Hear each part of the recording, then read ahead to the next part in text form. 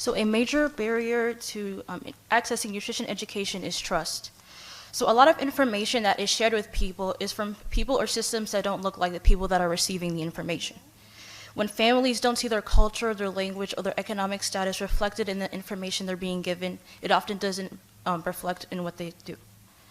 Not because they don't care about nutrition or it doesn't matter in their life, but because it doesn't feel meant for them.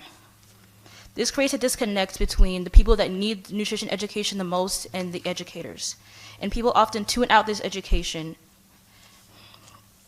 Another barrier is bias, both in how nutrition programs and education is created and who they're designed for.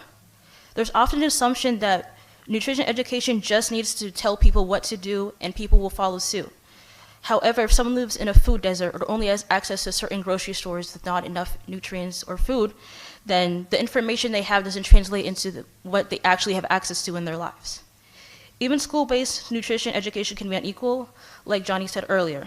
So while some schools have programs built in and have students required to take lessons, other schools is not even required. So someone may go through an entire 12 years of schooling and not have very basic or no information on nutrition.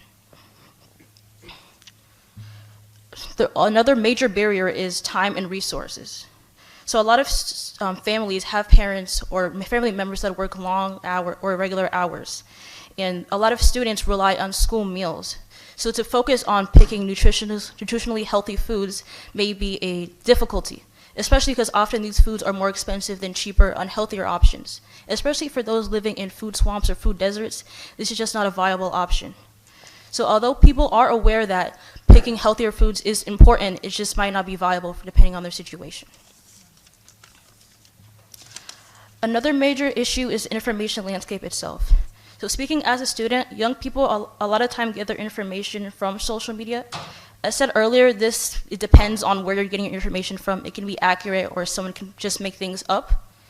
And it's really important that, this can lead to a lot of confusion or misinformation already due to depending on where you're located. There's a lot of people don't really know what to get for nutrition related to that. So, and additionally, going on to what was said earlier, a lot of the times, aside from social media, that's the major way people do get their information. So other programs and services that might occur, people are not aware of them. Additionally, there's a problem of who gets to lead the conversation on nutrition education.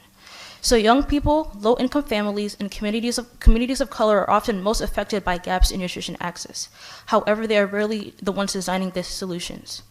Without community voices shaping these programs, even good effects can miss the mark.